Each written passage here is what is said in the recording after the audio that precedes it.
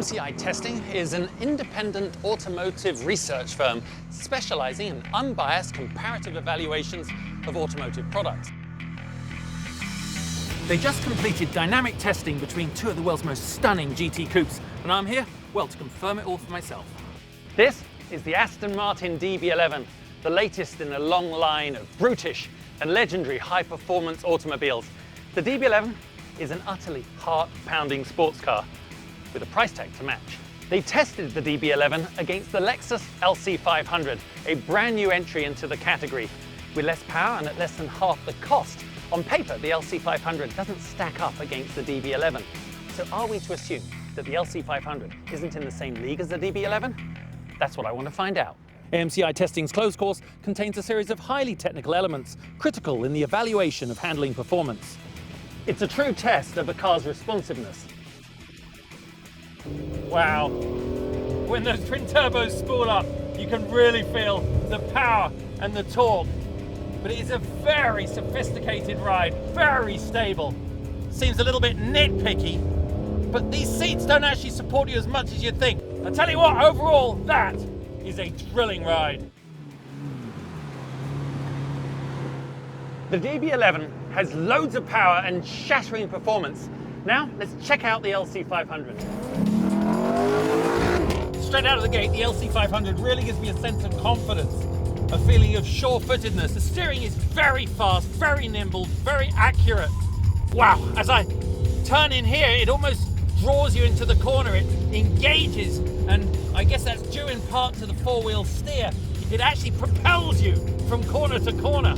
You hit the throttle in the LC 500, you get a real sense of confidence. For me, that is one of the most important things that any car can give you.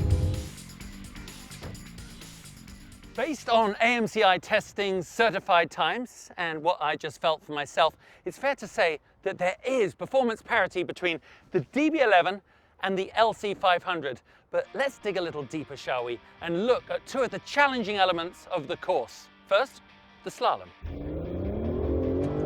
It accelerates so fast that entry speed into the first pylon is extremely fast.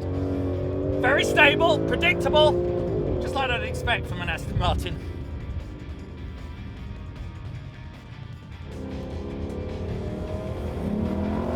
Wow, the steering's quick.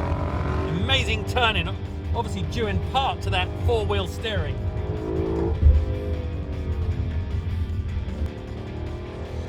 I can push the LC 500 right up to the edge of breaking away, but then it gives me tons of advance warning, both to the steering wheel and of course my backside.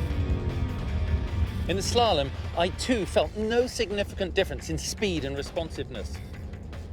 The course contains a 180-degree corner, but let's push the limits a bit. Let's replicate AMCI Testing's scenario with the corner fully soaked.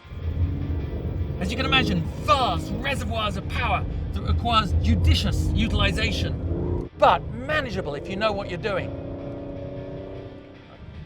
Again, four-wheel steering is keeping the car so well balanced. Just here there's a touch of understeer, but I can easily balance it with the throttle.